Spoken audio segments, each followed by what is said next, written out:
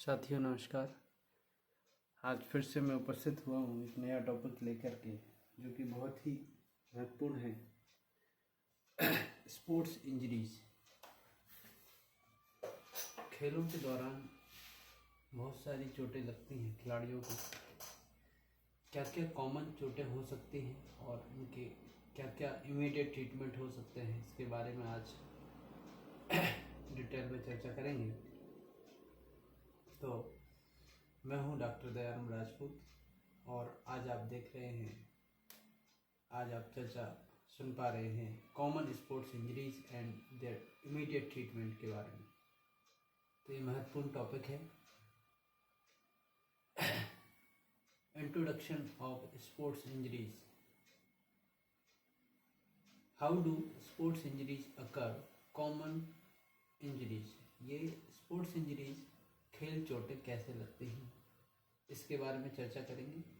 Immediate treatment of injuries, क्या तुरंत इनका उपचार संभव है, इसके बारे में चर्चा करेंगे। Conclusion and clarification of queries. यदि किसी प्रकार की कुछ समस्या है, क्वेरी है, तो आप कमेंट बॉक्स में लिखें, उसको भी शॉर्ट आउट करने की कोशिश की जाएगी। Introduction of sports injuries. How do sports injuries occur? किस प्रकार से खेल चोटें लगती हैं या होती हैं? Injuries may occur during play or during your daily activities. It happen in three distinctive ways. ये तीन प्रकार से हो सकता है। They can be result of external violence, internal violence and overuse. तीन प्रकार से ये कुछ कारण हैं जिनके कारण से यह हो सकती है। External violence, internal violence and over use. साथियों, सबसे पहले हम समझने की कोशिश करेंगे एक्सटर्नल वायलेंस क्या होता है। आप यहाँ पर पिक्चर्स में देख रहे हैं, फुटबॉल खिलाड़ी कई बार आपस में भिड़ जाते हैं। एक अच्छा मीडियम फास्ट बॉलर जब तेज गेंद फेंकता है तो बॉल आके सिर से टकराना या शरीर के किसी भी हिस्से में टकराना, या फिर ऐसी खेल के मैदान जहाँ पर कुछ एक्स्ट्रा अपरेटस होते हैं जिनसे आपस में टकरा करके उनमें फंस करके खिलाड़ी गिरता है, और बाहरी किसी कारण से जब चोट लगती है तो उसको एक्सटर्नल वायलेंस कहेंगे। Injuries that are the result of body coming into contact with something external to the performer. जो प्रदर्शन करने के लिए खेल मैदान में कोई खिलाड़ी उतरा है और किसी अन्य कारण से, बाहरी कारण से उसको चोट आती है तो एक्सटर्नल वायलेंस होगा। This can be physical contact with another player, दूसरे खिलाड़ियों के साथ भिड़ंत, बीइंग हिट बाय इक्विपमेंट और implement coming into the contact with ground और other part of the field. जिस प्रकार से अभी अपन ने चर्चा की है कि एक्सटर्नल इक्विपमेंट या किसी भी अन्य चीज़ से टकराने के बाद, या वो चीज़ किसी बॉडी पार्ट्स में टकराने के बाद किसी प्रकार की बाहरी इक्विपमेंट से यदि चोट लगती है तो एक्सटर्नल वायलेंस कहलाएगा। इंटरनल वायलेंस, ये नेक्स्ट स्लाइड में आप देख पा रहे हैं कि this is when a part of the performers body false to cope with stress placed upon it। लगातार यदि कोई कंटिन्यूस कोई एक्टिविटी कर रहा है और उसका शरीर साथ नहीं दे रहा है, फिर भी वो करने की कोशिश करे, तो एक्सटर्नल स्ट्रेस होता है, जिस कारण से इंटरनल वायलेंस कहलाएगा और चोट लगने की संभावना बढ़ जाती है। नेक्स्ट पॉइंट में हम देखेंगे over use injuries. When one part of the body is used over and over again, this places strain on the body part. Repetitive strain, example running on hard surface। यहाँ पर नीचे आप देखेंगे कि cemented सड़क या डामर वाली सड़कों पर या फिर हार्ड सरफेस वाले ग्राउंड पर या अन्य किसी सरफेस पर जब कोई खिलाड़ी या नॉर्मल एथलीट बार बार जॉगिंग करता है, रनिंग करता है, वॉकिंग करता है, जिस कारण से रिपीटेटिव स्ट्रेन होने के चांस बढ़ जाते हैं और किसी एक बॉडी पार्ट पर यदि ज़्यादा लोड आता है बार बार तो इंजरी होने के चांसेस बढ़ते हैं। तो अगली स्लाइड में हम देखेंगे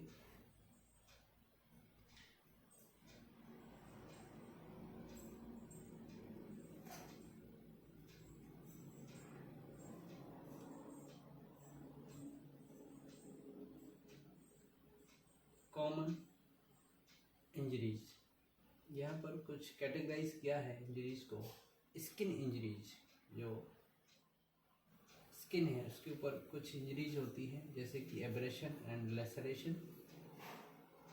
मस्कुलर इंजरीज भी हो सकती हैं, कंटूशन, ब्रूज एंड स्ट्रेन जिसमें टेंडन टियर होता है, और लिगामेंट इंजरीज भी हो सकती है जैसे कि स्प्रेन, और बोन और जॉइंट से रिलेटेड भी इंजरीज हो सकती है इसमें फ्रैक्चर एंड डिसलोकेशन।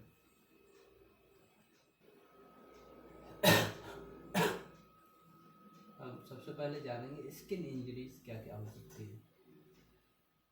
त्वचा पर लगने वाली चोटें। First one, abrasion. The skin injury is scraped on account of friction or fall, especially over the area where the bone is very close to the skin। जहाँ पर हड्डी बिल्कुल त्वचा के पास है और वहाँ पर रगड़ खा जाए शरीर की स्किन या त्वचा, और वहाँ पर यदि चोट आती है तो उस चोट को एब्रेशन कहेंगे, जिसमें ये चोटें खेल के दौरान या अन्य किसी गतिविधि के दौरान भी लगने की संभावना रहती है। दूसरी चोट है, कॉमन इंजरीज है, laceration. It is the irregular tear of skin and other superficial structure. थोड़ा सा जब गहरा घाव होता है और कट लग जाता है तो इस स्थिति में लेसरेशन कहेंगे उस इंजरीज को, और इसमें गंभीर दर्द होता है। Next, immediate treatment. यदि इस प्रकार की चोटें लगती हैं तो हम तुरंत क्या उपचार करें। सबसे पहले क्लीन विथ एंटीसेप्टिक लोशन, उसको साफ करें, एंटीसेप्टिक लोशन लगाएं। Covered with sterile dressing but air should reach the wound. उसमें ऐसी ड्रेसिंग करें जिससे कि कुछ मात्रा में हवा उस चोट तक पहुँचे। Anti tetanus injection is recommended. ये टेटनस का इंजेक्शन दिया जा सकता है, ये सलाह होती है।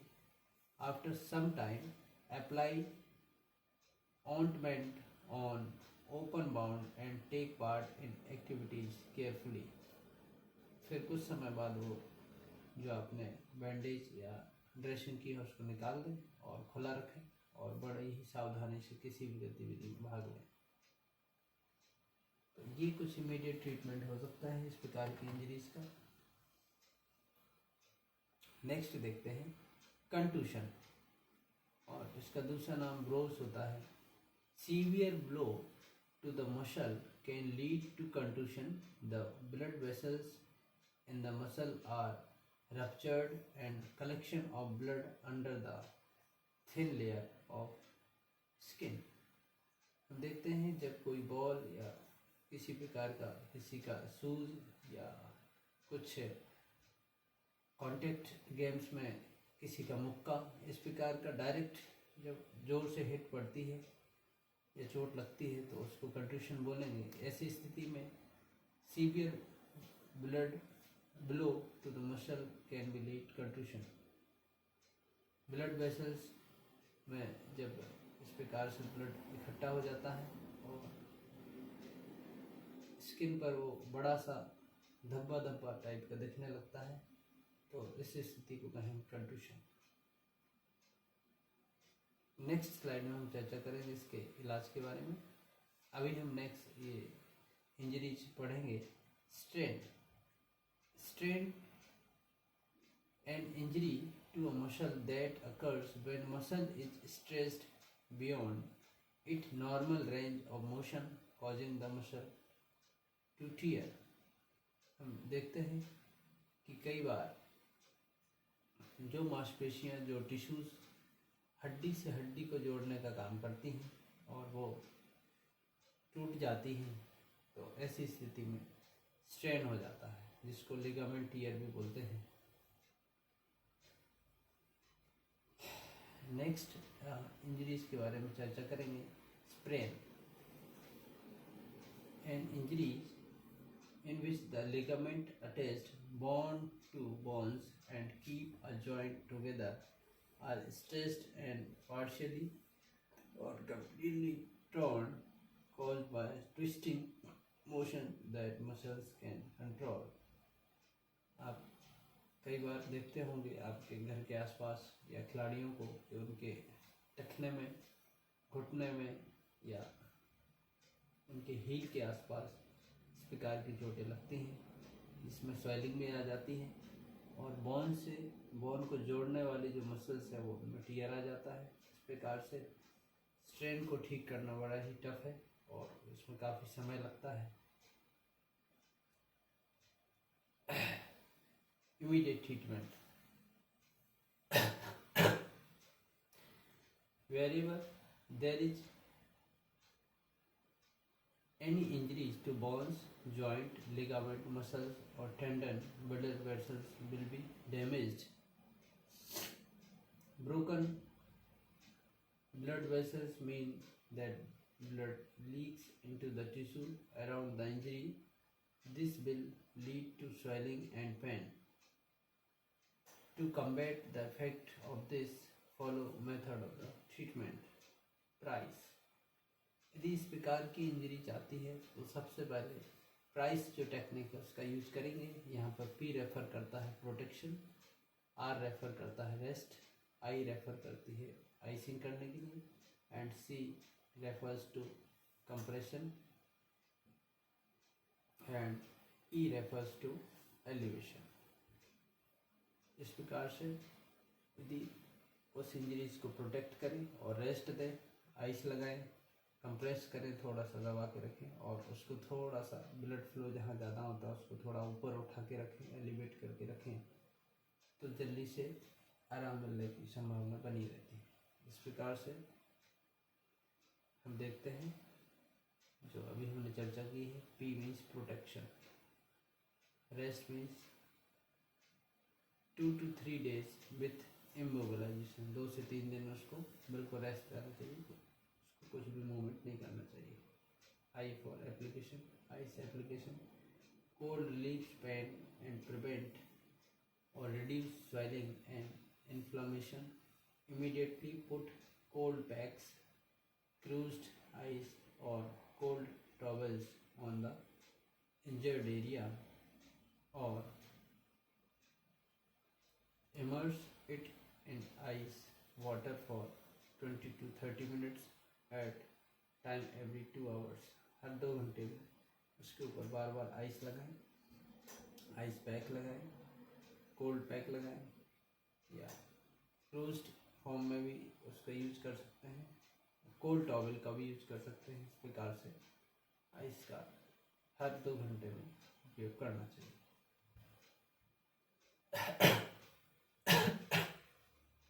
नेक्स्ट यहाँ देखेंगे C for compression, to limit internal bleeding from the injuries site, grab a compression bandage, usually an elastic one, in an overlapping spiral that support the entire injured area।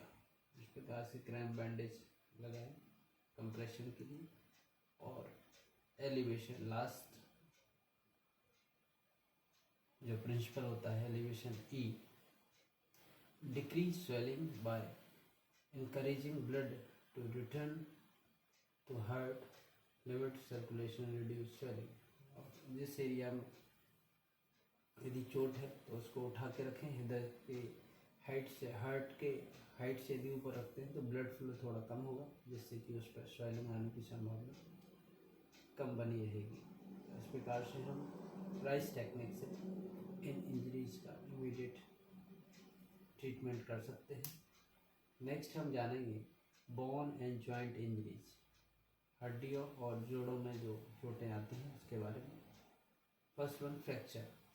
A bone fracture is a medical condition in which there is a break in continuity of the bone। कोई भी बॉन है यदि उसमें किसी प्रकार का break होता है, टूट फूट आती है, तो वो फ्रैक्चर कहलाएगी। A bone fracture can be result of high force impact or stress repeatedly activity and muscle force acting across the bone। बहुत ही जोर से उसमें प्रेशर लगाने पर या फिर स्ट्रेस करने पर जो बॉन में टूट फूट आती है उसको फ्रैक्चर कहेंगे। ऐसी स्थिति में फ्रैक्चर माइनर भी हो सकता है, सिंपल फ्रैक्चर हो सकता है, कम्युनिकेटेड हो सकता है और ओपन फ्रैक्चर भी हो सकता है कि हड्डी टूट के मसल्स को चीरते हुए बाहर भी आ सकती है। नेक्स्ट हम जानेंगे जॉइंट डिसलोकेशन। जॉइंट जहाँ पर एक दूसरे हड्डियों को सपोर्ट देके रखते हैं, वो यदि अपनी जगह से दूसरी जगह हट जाए, डिसलोकेट हो जाए, तो उसको जॉइंट डिसलोकेशन इंजरीज कहेंगे। Occurs when bone in a joint become displaced, जब हड्डियाँ जॉइंट से दूर हट जाती हैं तो उसको जॉइंट डिसलोकेशन कहेंगे। It is often caused by sudden impact to the joint, लगातार अचानक से कोई गंभीर इम्पैक्ट पड़े किसी जॉइंट पर तो ये ऐसी स्थिति बन सकती है। The ligament always become damaged as a result of dislocation, और ये संभावना है कि जो लिगामेंट होते हैं जो बोन से बोन को जोड़ के रखने का काम करते हैं, टिश्यूज, वो टूट सकते हैं। ऐसी स्थिति में स्वेलिंग आ सकती है। Immediate treatment.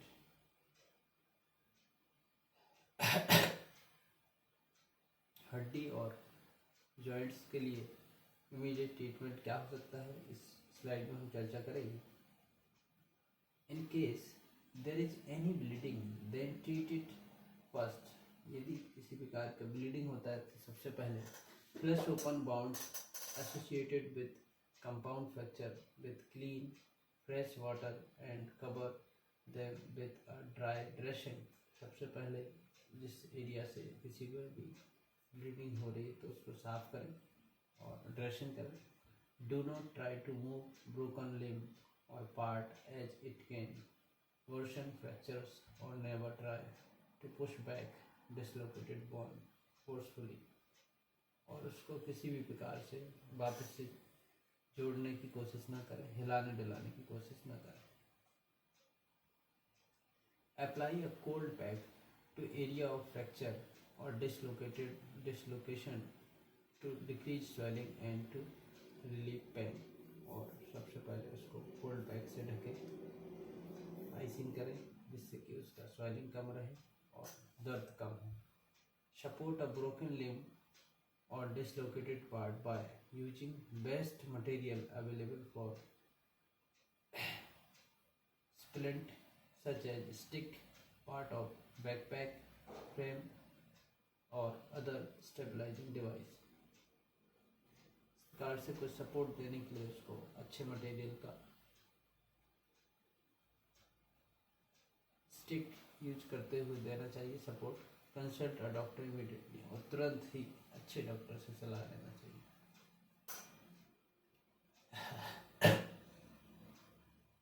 इस प्रकार से आज हमने जाना कि sports injuries, common sports injuries कौन कौन सी होती है और इनका इमीडिएट इलाज क्या क्या किया जा सकता है। तो होपफुली आपको मज़ा आया होगा। किसी प्रकार का कोई डाउट हो तो कमेंट करें। बहुत बहुत धन्यवाद। Thank you so much.